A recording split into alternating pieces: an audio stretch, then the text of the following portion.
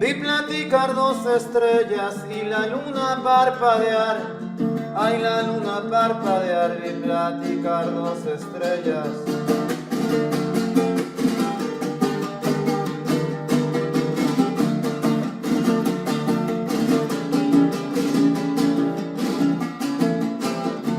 Yo miré que una de ellas, casi a punto de llorar, decía: el amor deja huellas que no puedes olvidar.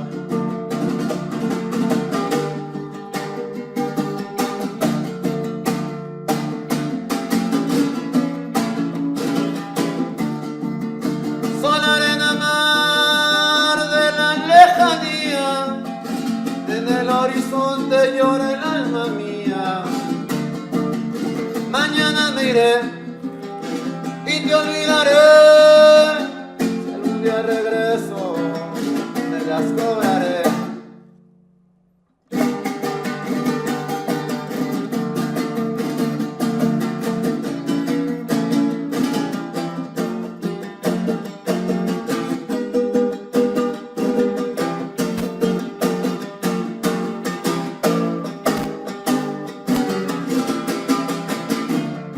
Recuerdo cuando pusiste tu mano sobre la mía, tu mano sobre la mía. Recuerdo cuando pusiste.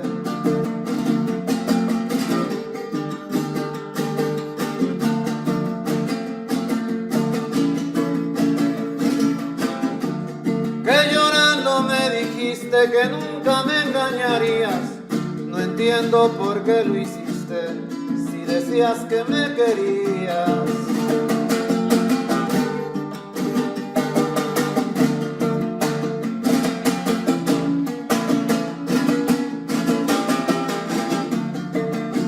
Adiós, bella flor, destino incierto, de venir desde tan lejos a morir en un desierto. Mañana me iré y te olvidaré. Si algún día regreso, me las cobraré.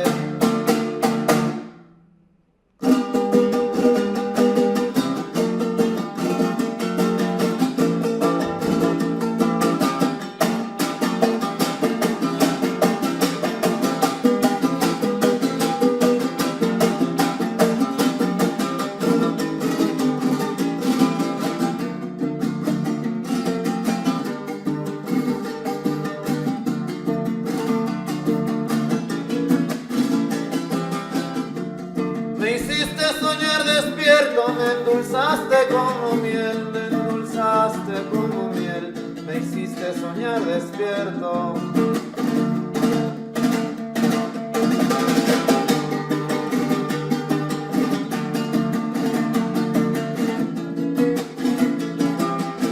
Dejé cultivado el huerto, mis caricias en tu piel, pero hoy vivo en un desierto que se dio por ser tan cruel.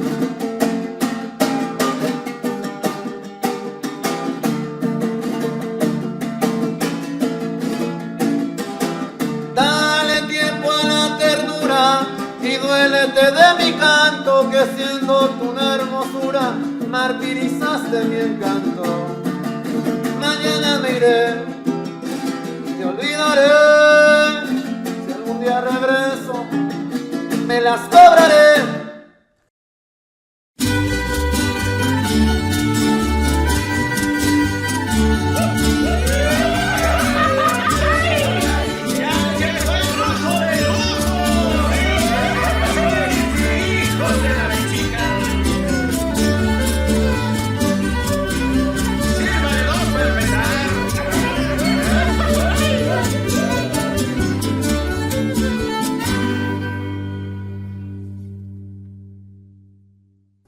Federico Cruz, su brujo de lujo.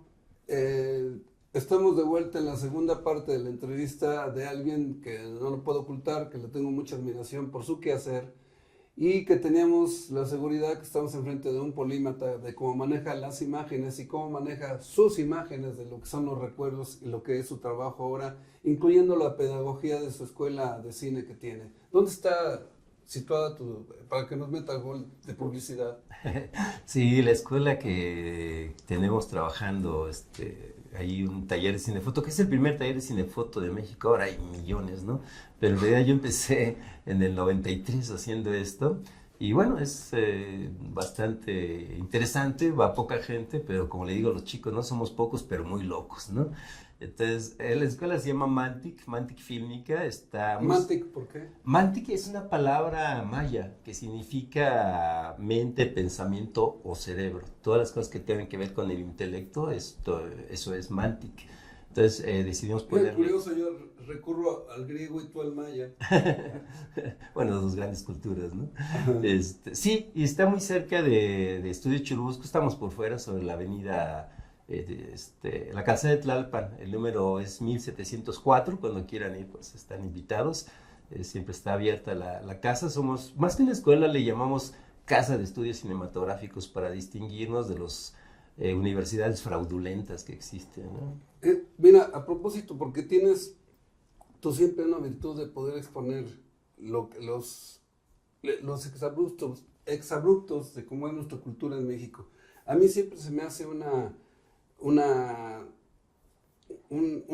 despropósito, por ejemplo, en este caso del cine, y yo lo menciono cuando en ingeniería, que para poder hacer ingeniería de audio o ingeniería, que ahora todas las universidades, Patito, ya te hacen animación, en los estudios serios de ingeniería tienes que titularte de alguna de las actividades de la ingeniería mecánica y luego estudiar ingeniería de audio, porque todo el mundo quiere hacer cine y ver artistas y grabar a los Beatles, ¿no? Bueno, aquí serían Los Ángeles Azules, ¿no? Entonces, y de repente me parece desde un principio que el CUEC, ¿cómo puede ser que saliendo de prepa o CCH ya te sientas con ínfulas de ser director? O sea, a mí me parece el despropósito total. Y lo ves en las escuelas serias, dicen, no, espérate, primero haces esto y luego... Pero ¿cómo puede ser? Porque notas a los chavos, yo he visto en las prepas así que se sienten, voy a estudiar dirección en la CUEC. ¿Qué opinas de eso? Sí, es muy cierto. Fíjate que las generaciones, todavía la mía, yo soy 90-95 del CUEC, todavía había como esta posibilidad de que la gente que entramos, yo entré a los 24 años, por ejemplo, ¿no? Sí hubo chavos que entraron a los 18 o 19, ¿no? La gran mayoría éramos gente que o ya llevábamos una carrera, o por lo menos una parte de una carrera, pero teníamos ya como una visión un poco ya alejada de esta parte donde uno todavía es un adolescente, ¿no? Sin embargo, por cuestiones, yo me imagino que políticas, no políticas, digo, educativas, como que comenzaron a bajar la edad y entonces se volvieron muy chavos, ¿no? Y creo que ese es un fenómeno que da al traste con un artista, ¿no? O el interés de ser un artista. Son muy jóvenes, ¿no? Les falta vida. Y yo lo he visto con las nuevas generaciones. No sé de la ENAC, actual ENAC, ¿no? Era el CUEC anteriormente, y del CCC, que son las dos grandes escuelas de México, yo diría del mundo, ¿no? O sea, sí son muy buenas escuelas. Yo no sé si, digamos, sus alumnos sean como muchos de los chicos que yo veo en México, donde tardan en madurar. Actualmente a mí me toca ver chicos de 20 y tantos años que sus papás los llevan a inscribirse. Es grave. Yo lo he visto en el kinder y me parece exagerado. No, pues yo me acuerdo que yo a mi mamá, cuando iba por mí a la secundaria, primero secundaria, un día le dije, mamá, ya no vengas, me da mucha vergüenza porque mis amigos se burlan de mí, ¿no? Que mi mamá me viene a recoger en la secundaria. Entonces, fíjate que yo, platicando con compañeros, les decía, yo no creo que esto sea a nivel mundial. Creo que tiene que ver con la guerra del narcotráfico de Felipe Calderón, donde las mamás, porque son esa generación, seguramente en ese momento eran niños muy pequeños todos ellos, ¿no? Ahora tienen 20 y tantos años, y seguramente lo sobreprotegieron con esta situación que hubo en el país, ¿no? Donde podía pasar cualquier cosa en cualquier momento y quizás las madres lo sobreprotegieron y les costó trabajo madurar, ¿no? Entonces, pero bueno, y a nivel ya de cine, yo sí les digo, híjole, cuando van a estas universidades a estudiar, les enseñan lo primero es pedantería 1 y pedantería 2, ¿no? O sea, antes de ser cineasta ya son pedantes, ¿no? Entonces, bueno, me gusta mucho estar molestando. Algunos alumnos me dicen que soy un profesor buleador. Le digo, bueno, yo les digo la verdad, ¿no? Entonces, pues, aguantan. Pero sí es algo terrible, ¿no? Y lo que les falta, pues, es vivir, ¿no? O sea, vivir, porque lo sobreprotegieron y de pronto no saben las cosas, ¿no? O su mundo es muy pequeñito. Son pocos los que realmente pueden como tener un universo más grande a esa edad. Fíjate, es curioso, ahorita estaba pensando, cuando nosotros, la brigada que nos meten al bote en el 68, las clases se reanudan en diciembre. Se declara el luto porque no pudimos, que nos dieron en toda la torre. Y la brigada tenía 5 mujeres, la que nosotros manejábamos.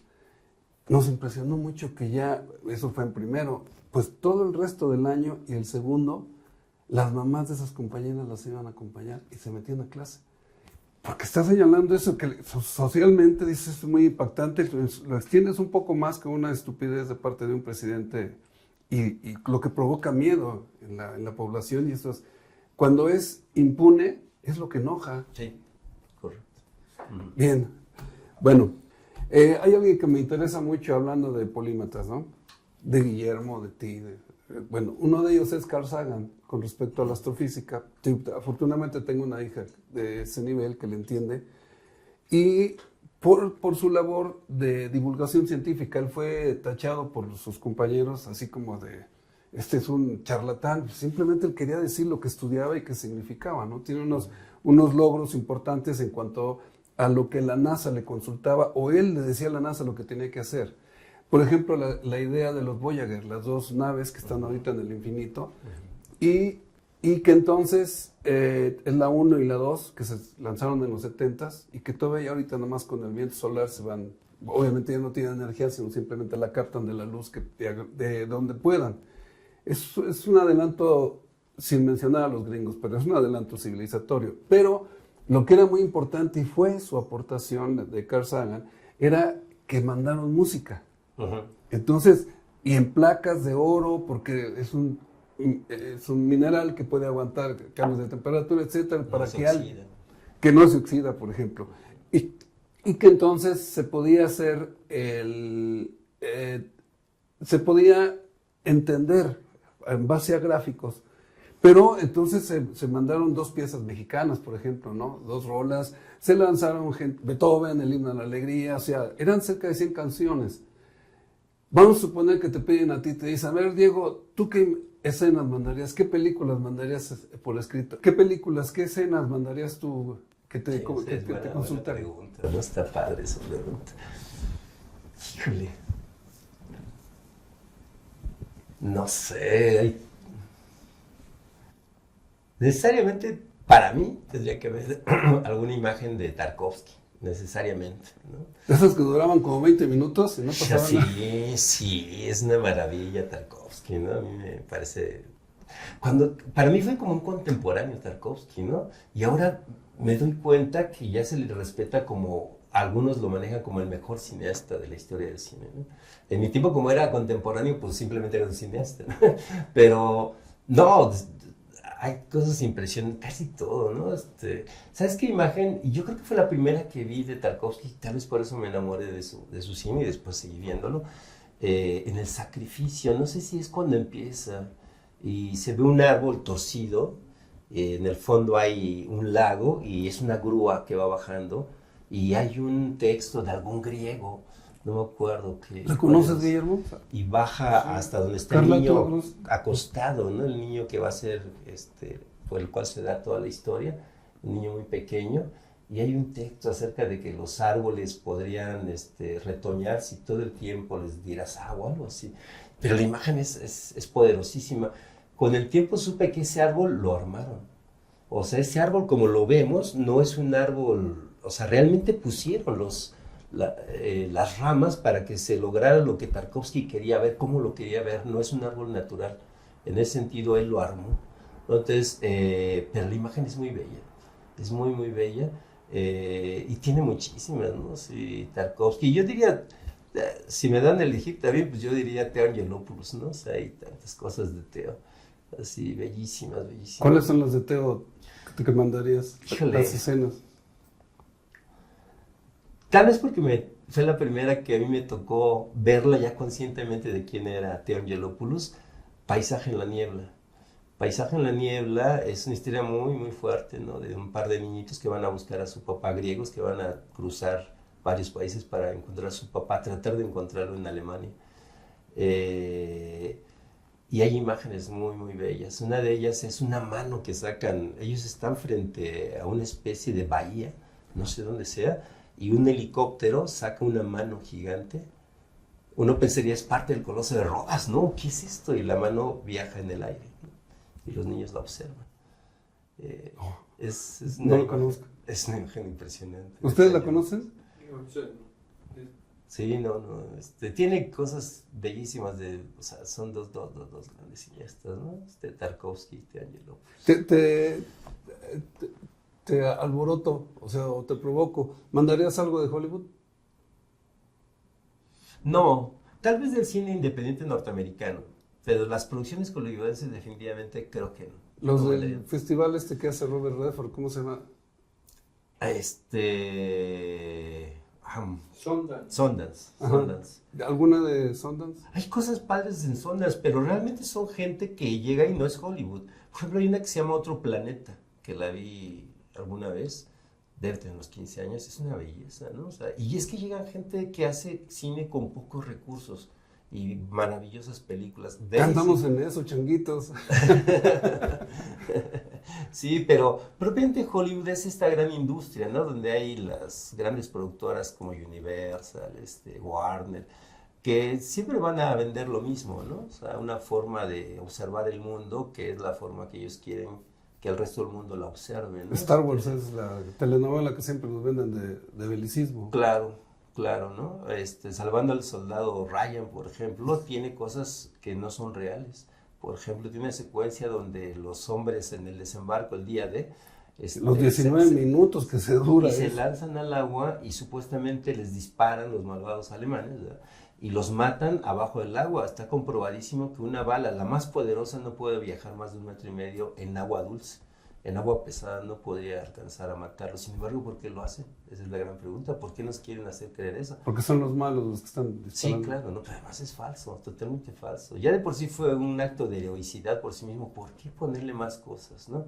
Ahora, como bien dicen los rusos ahora, y tienen total razón, ¿no? Ellos pagaron más que el resto del mundo para liberar a Europa del nazismo, ¿no? 20 millones. 20 millones bueno, eran rusos, pero soviéticos en su Sí, momento. la ¿no? Unión de Repúblicas Soviéticas Y Socialistas. terminaron con el 70% del ejército alemán. O sea, el resto de países solo lograron acabar con el 30%. Sí, y los gringos entraron ya tardecito, Muy ya, tarde, muy mientras tarde, se desgastaron sí. y ya le entraron Pues con digo, todos los equipos. eso los encumbró, ¿no? O sea, Sí. es muy claro. Y después viene el plan Marshall, con el cual se apoderan de muchas cosas, de las pantallas de cine del mundo, con el plan Marshall. Eso está clarísimo. Ya nos está saliendo el color rojo en los comentarios. Entonces, y por último, ¿te atreverías a poner una mexicana? Sí. Ah, qué Sí. bonito, a ver. Sí. Los ojos de María Félix o No, fíjate que no. Sarita Montiel bailando con Pedro Infante. No, tampoco. No, tendría que sacar de alguna película que bueno, El Topo es mexicano, por ejemplo, ¿no? O sea, El Topo. ¿Pondrías El Topo? Sí, yo pondría algo del Topo, sin lugar a dudas, sin lugar a dudas. Y seguramente de Paul Leduc, ¿no? De Paul Leduc hay cosas maravillosas, ¿no? Sí, cineasta poco conocido, pero maravilloso cineasta, ¿no? Es lamentable que no lo conozcan, ¿no? Porque Sí. va a ser una gran persona. Paul Leduc Segura, en cuanto la vemos ahí, digo, Rey México Insurgente, ¿no?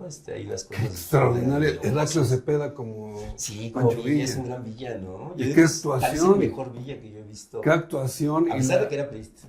A pesar de que terminó como diputado y todas esas Sí, cosas, sí, ¿no? sí. Pero la adicción que tiene, que entonces el convencimiento de que es Villa, de que cuando se le enfrenta al gringo, nosotros hacemos esto, pero a ti te toca fusilarte porque eres un espía, ¿no? Sí, no, es una gran película, ¿no? Es maravilloso. Yo creo que Paul tiene grandes películas, ¿no? Es un rara avis, ¿no? De nuestro cine, ¿no? Sí, tiene cosas maravillosas. De él pondría algo seguramente. Y a mí particularmente me gusta Mentiras Piadosas de Arturo Ripstein. Es una película que yo creo que, que la carrera o la forma de ser de Ripstein cambia allí. Yo no sé si es el inicio de su relación profesional con Pasalicia García Diego, eso no lo tengo claro, pero debe estar muy cercano. Si no es la primera, es una de las primeras y cambia muchísimo su forma de cómo hace su cine, ¿no? Se ve la mano de la mujer. Se nota. Porque ella siempre dijo que le gustaba, ella se dedicó a él en su creatividad. Se nota un cambio, ¿no? O sea, no estoy muy seguro cómo es su filmografía cada película, pero para mí ahí hay un parteaguas de la forma de ser de Arturo Ripstein. Me parece uno de los cineastas más consolidados de México, ¿no? Porque tiene una obra entera, ¿no? Gigantesca y un mundo, ¿no? Un mundo que no traiciona nunca, ¿no? O sea, sí tiene su mundo y con eso lo sostiene como autor, ¿no? Y particularmente a mí me gusta mucho, no sabría qué parte como imagen podría tomar, porque a veces ocurre eso con las películas, son un todo, ¿no? Difícilmente quitas una parte y dices, esta parte vale más que todas. Creo que es el caso de Ripstein, ¿no? No hay como imágenes icónicas de él, ¿no? O sea, que sí las hay de otras películas, pero de él, yo no sé cuál imagen así vista como una imagen fotográfica, es decir, un solo shot, una sola toma, como una foto fija, no sabría si hay una de él, fíjate, que tenga el poder que tiene su obra, pues, ¿no? Porque como que en él es toda la obra, o sea, toda la película es lo que vale, una sola parte no la podrías como valorar al nivel que tiene toda la película. En cambio hay grandes cineastas que sí tienen como imágenes icónicas, ¿no? El Topo tiene un montón. El Topo tiene un montón. Yo me atrevería, igual el guayabazo y cebollazo, me atrevería para ver si podemos mostrarla. Cuando andábamos trabajando en la película de las hierbas, en la búsqueda, ¿cómo decías? De la cueva de las orquídeas susurrantes. Y me susurré cuando lo escuché. Bien. Pero tienes una foto de una película de una estación del metro. Sí. A mí me parece, yo te representaría ahí. Es para poderla tener yo en lugar del Lin May. Bueno, en un lugarcito junto al Lin May. Yo pondría a ver si nos lo puedes conseguir para poder ilustrar esto. Hay dos autoras que me interesan porque fueron muy definidas al respecto. Es Cristina Pacheco y la otra es Elenia Poniatowska, que tienen libros dedicados a la luz de México.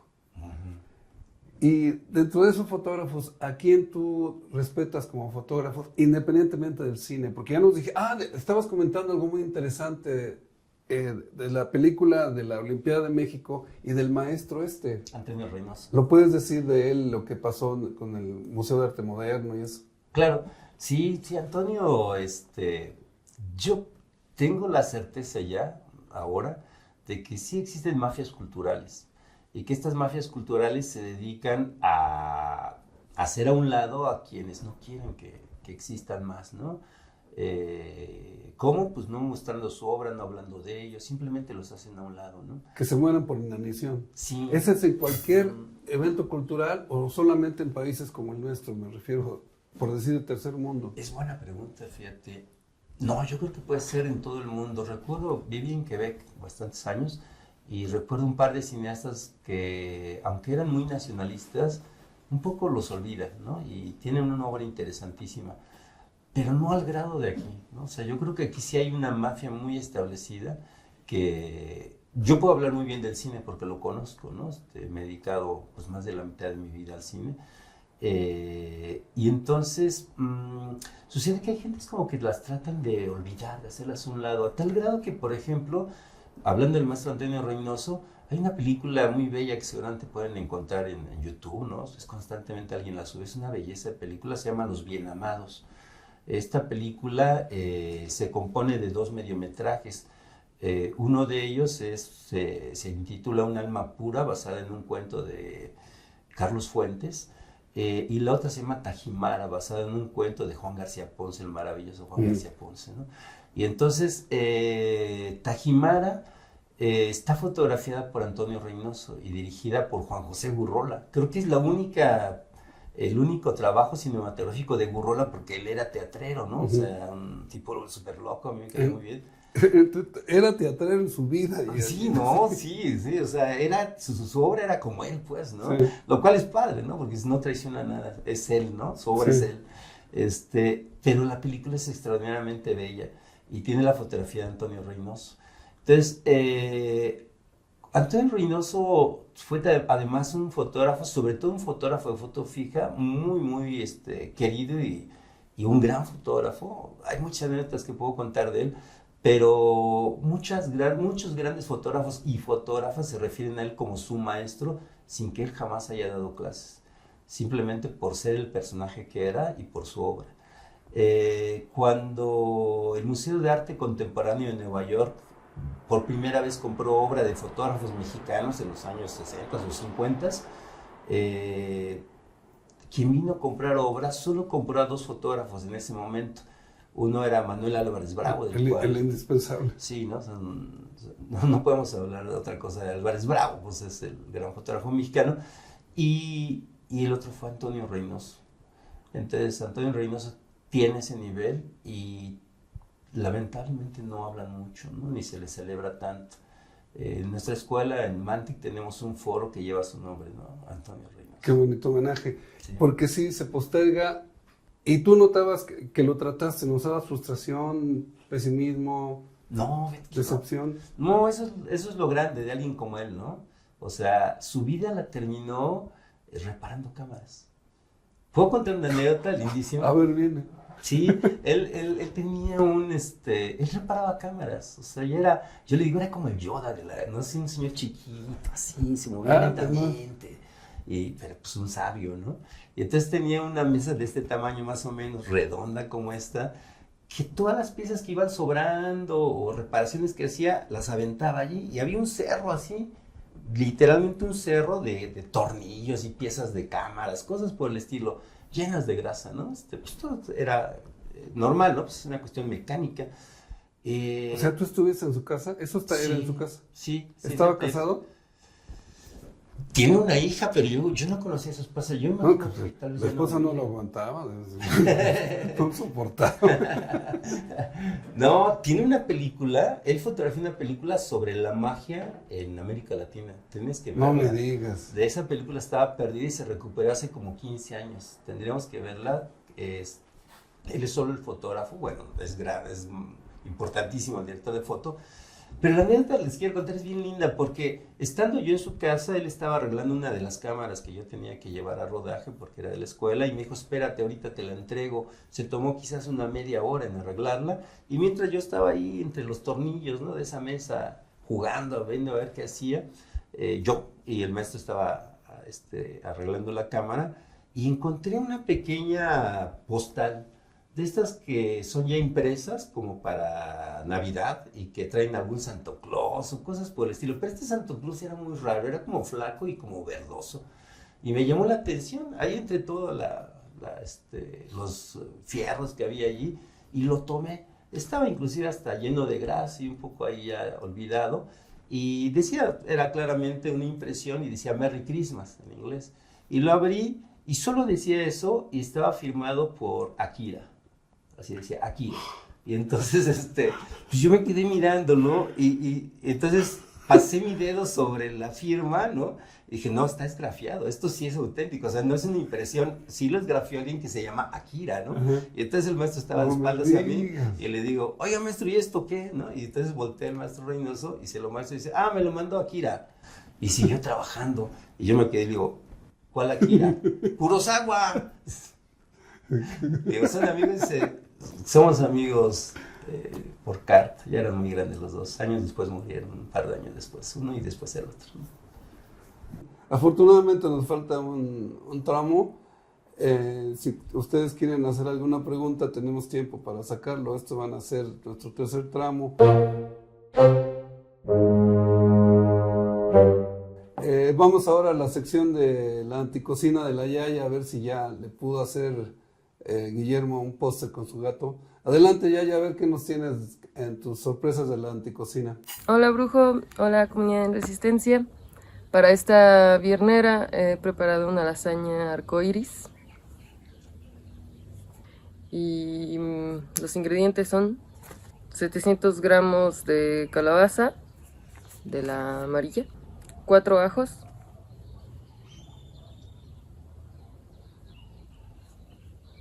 una o dos cebollas, una cucharadita de tomillo, un manojo de cale, 3 o 4 cucharadas de requesón, un betabel grande o 2 chiquitos, 2 cucharadas de salsa de jitomate, 50 gramos de mantequilla, 50 gramos de harina integral, 500 mililitros de kefir, una pizca de pimienta, láminas de lasaña, aceite de oliva extra virgen, 75 gramos de queso rallado, sal y nuez moscada. Para el procedimiento, primero con la calabaza. Le quitamos la cáscara, la cortamos en cuadritos y la ponemos a cocer. Le quitamos la semilla, le quitamos la cáscara, las semillas, lo cortamos en cuadritos y la ponemos a cocer. Mientras, podemos ir sofriendo las cebollas. Pueden cortarlas como quieran. Yo hice unas en julianas y otras en cuadritos, pero pues para hacerlo todo junto, entonces toda la cebolla junta, sofreírla toda junta, pues serían como ustedes quieran. Ya que esté cocida la calabaza, la vamos a sofreír, le agregamos el ajo, poquita sal y un poco de la cebolla ya sofrita, ¿no? Una parte. La cebolla la vamos a dividir en 3 partes, ¿no? Las 2 cebollas en 3 partes. Una para la calabaza, otra para el betabel y otra para el cale. Ya que esté todo esto mezclado, la calabaza, el ajo, la cebolla y la sal, ahora lo vamos a triturar o licuar con la licuadora de mano para que quede como purecito y reservamos. Luego ahora vamos con el betabel. Lo vamos a pelar, a cortar en cuadritos y a cocer. Ya cocido lo rallamos y le echamos sal, pimienta y lo mezclamos con la cebolla. Y le agregamos las 2 cucharadas de salsa de jitomate. Mezclamos todo muy bien y reservamos. Luego ahora sí vamos con el cale. Ese solo lo conseguí yo en el Walmart. Tampoco me puse a investigar mucho en dónde estaba, si había en el mercado o no. Entonces pues ya me fui a lo fácil. Y pues se lava, lo desinfectamos y lo llevamos a sancochar, ¿no? A sofreír tantito.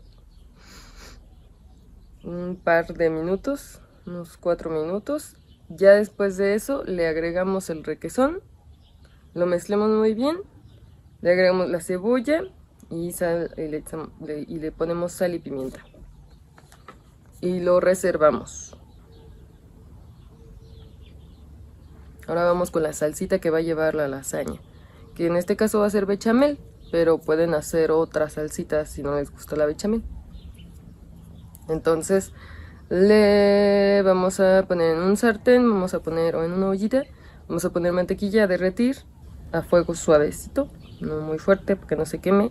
Le echamos una cucharadita de aceite de oliva extra virgen. Echamos una cucharadita de aceite extra virgen, los 50 gramos de harina integral, revolvemos muy bien, agregamos unos 500 mililitros de kefir y removemos en el fuego unos 10-15 minutos para deshacer los grumos y que todo se integre muy bien. Esto, bueno, es una forma que se me ocurrió a mí, que se me antojó a mí de hacer la salsa bechamel. En vez de leche, ponerle así, como no me gusta a mí mucho la leche, entonces le puse kefir. A mí me gustó mucho, la verdad quedó rica la salsa, pero pues a ver, a cada quien, ¿no? Ya para darle los últimos toques a la salsa le agregamos sal, pimienta y nuez moscada. Ya teniendo todos los ingredientes listos, todos los niveles y la salsa y todo listo, vamos a preparar ahora sí el refractario. Le untamos un poco de aceite en el fondo. A mí se me olvidó ponerle el aceite abajo y pues se pegó la primera capa de lasaña, pero pues a ustedes no se les olvide para que no se les pegue como a mí. Si su refractario es alto y tiene espacio para poner varios niveles, entonces van a ser 2 de cada ingrediente, 2 de cada guiso, ¿no? Entonces sería el primer piso sería primero al aceite, va después las láminas de lasaña, luego va el puré de calabaza, tantitito queso espolvoreado. Yo usé Oaxaca. Porque no tenía mozzarella, ¿no? Entonces Oaxaca y quedó perfecto. Luego le echamos, le ponemos otra vez otra capa de lasaña y arriba otra capa de puré, tantito queso, una espolvoreadilla nomás, y otra capa de láminas de lasaña. Ahora va una capa de cale, también le eché tantito queso, otra capa de lasaña, cale, tantito queso. Eso sí, sí les alcanza también, ¿no? Porque a mí el cale fue poquito, entonces nada más me alcanzó para una capa, pero está bien, ¿no? Y luego otra capa de lasaña y luego ahora sí vamos con la de betabel. Vamos a poner la capa de betabel, tantito queso, luego otra vez tapamos con la de lasaña. Si les alcanza para otra de betabel, pues se la ponen. Luego lo tapan con la lasaña, le rociamos la bechamel encima para que se invada todo alrededor de la lasaña con esa salsita. Y ya encima de la salsita que esté sobre las láminas de lasaña, le echamos ya así, ahora sí, harto queso, para que se derrita bien, ¿no? Se gratine rico. Lo metemos al horno a 200 grados por 20 minutos aproximadamente. Yo creo que yo la dejé otros 20, unos 40 minutos se debe haber quedado. Y pues ya, después de eso la sacan y se comen su lasaña arcoíris. Está deliciosa, deliciosa, deliciosa. Muy deliciosa. Espero que les haya gustado. Nos vemos la siguiente viernera. Tengan bonito fin de semana. Gracias, Yaya, por tu aportación. Bien, ahora vamos a la sección de Julia y a ver qué leyó esta vez. Adelante, Julia, y lo que Julia lea. Hola, muy bonito viernes a todos y a todas. Muchas gracias, Federico. Pues bueno, el día de hoy espero que se le estén pasando muy bien en este último día de febrero. Mañana es 1 de marzo, es cumpleaños de mi mamá, entonces le quiero mandar un saludo muy especial y muchas felicidades a mi mamá por ser tan increíble. Y bueno, el día de hoy quiero hablarles de una novela que me dejaron leer para la especialización porque fue una gratísima sorpresa y por eso la recomiendo. Esta novela se llama El Bordo, de Sergio Galindo, pero antes de llegar a ella quiero hablar de dónde está publicada esta novela. La pueden encontrar en la colección popular del Fondo de Cultura Económica, que pues la verdad no me están pagando por hablar bien de Paco Ignacio Taibo, ni me están dando regalías, pero sí tengo que admitir que aún con ciertas cosas que yo no estoy de acuerdo con él, sí ha crecido muchísimo la colección popular. Y la verdad es que también quiero hablar de ciertos prejuicios que yo puedo llegar a tener respecto a al diseño editorial, porque por ejemplo, a mí personalmente la mayoría de las portadas de la edición de la colección popular no me gustan. O sea, esta no, o sea, digo, hasta eso me gusta esto, pero no me encanta esto, como que no es llamativo para mí. Sin embargo, platicando con Daniel Merlín, que es uno de los editores del fondo, me decía, bueno, es que también hay como una especie de identidad editorial en el hecho de que estas ediciones se vean baratas, ¿no? Entonces me pareció muy interesante un poco cómo también los libros, pues no que sea lo más importante, ahora sí que está esta frase de no juzgar un libro por la portada, pero que sí obviamente una portada nos dice mucho del tipo de libro, ¿no? O sea, hay unas portadas pues que se ven muy sobrias, muy elegantes, muy caras sobre todo, y esta, por ejemplo, pues que se ve barata, es barata, ¿no? Y la verdad es que sí, de nuevo defendería no juzgar un libro por su portada, porque como que el hecho de que sean libros tan baratos no significa que no haya calidad en ellos y que no haya una selección, ¿no? La verdad es que este libro me encantó, lo leí creo que en 2 sentadas, y es un libro de 200 páginas, pero de verdad que se lee así, o sea, es yo lo pondría como una lectura sin duda de transporte público, o sea, una lectura de metro, perfecto, está súper, súper bien. Y lo que es muy interesante es el retrato de, pues, la cultura mexicana a través de una familia aristocrática de Veracruz, de Jalapa, sobre todo se habla mucho de Jalapa, ¿no? Entonces, bueno, esta novela comienza con la llegada de Esther a casa de los Coviella, que los Coviella es esta familia aristocrática, ¿no? Esther se acaba de casar con uno de los hijos de como la matriarca, el hijo se llama Hugo, entonces Hugo y Esther se acaban de casar, entonces ella llega a la casa y como que un poco entra a toda esta nueva esfera de tradiciones, de dinámicas familiares que ya están establecidas, ella un poco empieza a entender, ¿no? Y está muy bueno el chisme, la verdad, a mí me gusta mucho porque pues obviamente ellos, bueno, llegan a un lugar llamado Las Vigas, que es como una especie de finca, porque la familia pues trabaja, bueno, más bien son como los dueños de pues justamente como de sembradíos, de una granja, o sea, tienen varios animales, tienen vacas, tienen becerros, tienen gallinas, ¿no? Entonces ella llega ahí y pues justamente es cómo se va desenvolviendo todo, ¿no? Y está muy bueno el chisme porque sí hay como cosas bien interesantes que están como entrecruzadas, ¿no? Importante decir que Sergio Galindo escribió sobre todo como en los 60s, o sea, como de la segunda mitad del siglo XX para acá, pero en realidad un poco está situado esto antes, un poco como un poquito antes, como después de la revolución, 40, 50, entonces eso es bastante, bastante interesante, ¿no? Y entonces es muy interesante ver cómo está atravesado lo social por la vida de estas personas, ¿no? Entonces, por ejemplo, el personaje, el hermano mayor de Hugo, llamado Gabriel, él recuerda mucho cómo en su infancia él tuvo una educación alternativa socialista, porque justamente en ese momento estaba sucediendo eso, ¿no? Que la gente ya quería renegar de las iglesias, entonces sus maestros les hacían ir a lanzar piedras a las iglesias, pero él está muy desencantado porque en algún momento se da cuenta de que en secreto su maestro es religioso y en realidad se robaba como el dinero con el que los niños iban cooperando poco a poco, ¿no? Entonces también ahí hay como una como crítica soterrada, como, bueno, pues es que esto, pero al final realmente sí estamos como dividiendo, siendo generosos, siendo compartidos, ¿no? Y bueno, justamente eso es uno de los mayores logros de esta novela, que pasan cosas dentro de esa casa, pero también nosotros podemos acceder como turnadamente a la interioridad de los personajes. Entonces, por ejemplo, sabemos que Esther, que viene de Cuernavaca, tiene una madre que se casó con un alemán y antes la mamá y ella tenían una especie de posada muy humilde y cuando llegó el alemán pues cambió todo y se volvió una posada de lujo y un poco como que la mamá la relegó, fue como, ay, no, tú ya no trabajes, no hagas nada y como que no la quiere. Entonces todo el tiempo lo que ella ha deseado es encontrar un hogar y gente que la quiera, ¿no?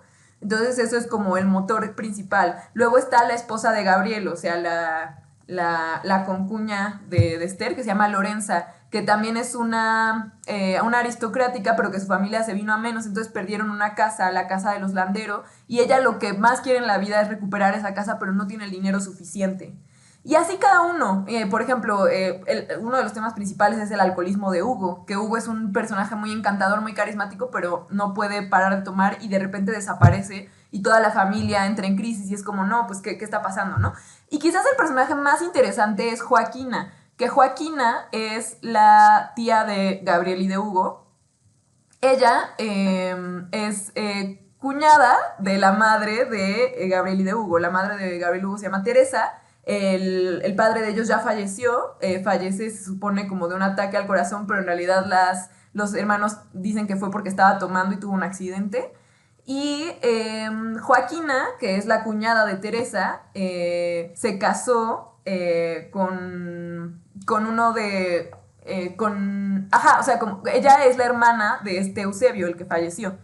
Y ella se casó con un español, pero también enviudó muy pronto. Entonces están estas dos mujeres ya grandes, ya solas, ya viejas, que un poco no saben qué hacer con su vida. O sea, como esta Teresa todo el tiempo está rezando así como enfermizamente pensando en su esposo que falleció. Y Joaquina es muy, muy ruda y muy, muy severa con los jóvenes. Dice, como ustedes no saben trabajar. Y con Hugo todo el tiempo se pelean. Al nivel en el que Lorenza en algún momento dice como yo siento que todos somos fantasmas y que en realidad los únicos reales son ellos dos de tanto que se pelean, ¿no? Joaquina y Hugo tienen personalidades muy parecidas y todo el tiempo están chocando, todo el tiempo se pelean enfrente de todos, ¿no? Y Esther, pues, que es como la nueva, está como intentando entender, ¿no? Y también hay unas como vínculos interesantes con los trabajadores que son indígenas, ¿no? Y con cómo en realidad pues sí tienen un buen trato, pero en realidad también hay como ciertas tensiones. En algún momento como Esther se siente en peligro por uno de ellos, pero en realidad no pasa nada y como que él al final decide irse y robar y entonces lo acusan de ladrón, pero en realidad pues se fue como para no asumir las consecuencias de haber sido un poco como encimoso con Esther borracho, ¿no? O sea, el alcohol es algo que atraviesa mucho y es muy interesante que la novela está hecha como por episodios, ¿no? Entonces como que también es muy fuerte, todo el tiempo estás como en tensión y sientes que algo malo va a pasar y pues sí pasa.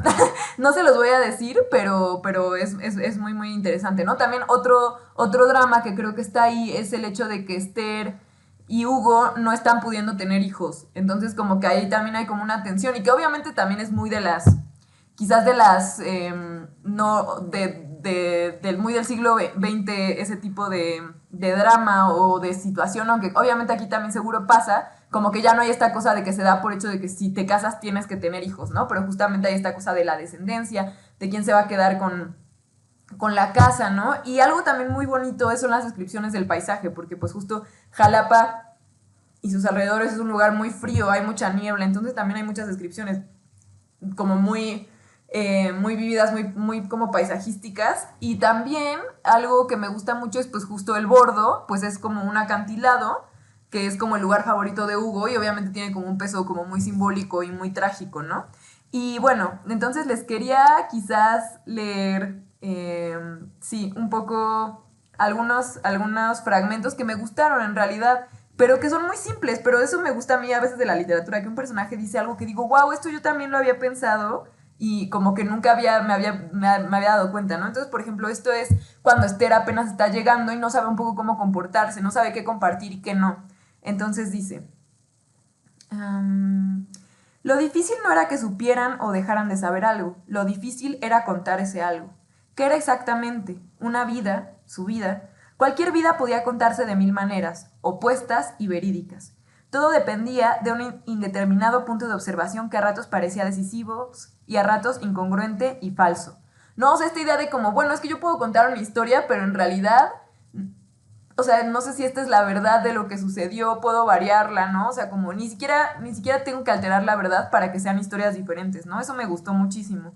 Y también, algo que es muy, muy padre, que a mí me gustó, es que como que los personajes, o sea, te cuentan un poco su historia, lo que hay detrás, pero también en algún momento como que el narrador está diciendo como, sí, tal persona se miró al espejo y de repente, luego, sin que te avise, entras ya como a la interioridad del personaje, entonces empieza a hablar en primera persona. Entonces, por ejemplo, me encantó cómo está retratado el flujo de pensamientos de Eusebio Jr., porque Lorenza y Gabriel tienen un hijito Y entonces me pareció muy bien hecho como la idea de cómo piensa un niño en la literatura. Entonces nada más les leo este y ya. Oyó ruido en la recámara de sus padres. Oyó después el ladrido de Burgos. Papá dice que cuando los perritos sean más grandes podré jugar con ellos, que si los cargo ahorita se me caen y los mato. Francisco y Alejandro matan borregos y becerros también. Los hombres saben matar. Cuando yo sea grande aprenderé también. Mi tío Hugo no encontró las ardillas. Cristóbal me va a hacer una trampa de cazar conejos como la suya. Los conejos no me gustan porque muerden. Un día Rita llevó uno a la cocina, blanco de ojos rojos. Préstamelo, Rita, dámelo. No, que se te escapa y es para comer. ¿Lo vas a matar? Se lo dio y cuando él quiso acariciarlo, le mordió el dedo. Entonces, si ven como que estos como pensamientos inconexos, como de, bueno, sí, cuando, bueno, los perritos, ¿no? Es como de, bueno, ellos matan perritos. Bueno, el conejo, bueno, Rita. O sea, como eso me gustó mucho, o sea, como que sí siento que está muy bien hecho y la verdad es que sí hay, o sea, se va muy rápido, los diálogos también son muy vertiginosos y así. Entonces, bueno, les quería recomendar esta novela. A mí creo que cuesta 80 y tantos pesos, pero los que tenemos descuento, 45 me salió. Entonces, bueno, yo ahí se las dejo y bueno, hablamos muy pronto, nos vemos muy pronto y un abrazo para todos. Hasta luego. Gracias, Julia. Ya volveremos contigo en la siguiente y tus oportunos comentarios. Si es hombre o mujer, como siempre he dicho, se nota la diferencia. Recuerden que tenemos nuestro personaje que tiene sus velas encendidas porque estamos en crisis, sobre todo porque pues la Huasteca tuvo 3 años de lluvia y ahora tenemos 3 meses que nos inundaron y están creciendo muy lentos. Prendan su veladora, si son comunistas, préndanla por dentro para que no se vean ridículos. Era la tradición de la abuela de poner una vela para que no nos falte casa, vestido y sustento. El sustento en este caso para nosotros son las hierbas para seguir siendo una comunidad en resistencia. Soy Federico Cruz, su brujo de lujo. Estuvimos en otra viernera, nuestro esfuerzo de comunicación, y ustedes espero se han dado cuenta de la calidad de la melcocha, decíamos en la niñez, allá en San Luis, de lo que es tener una personalidad como es Diego. Gracias, Diego, un abrazo. Gracias. Gracias, Federico.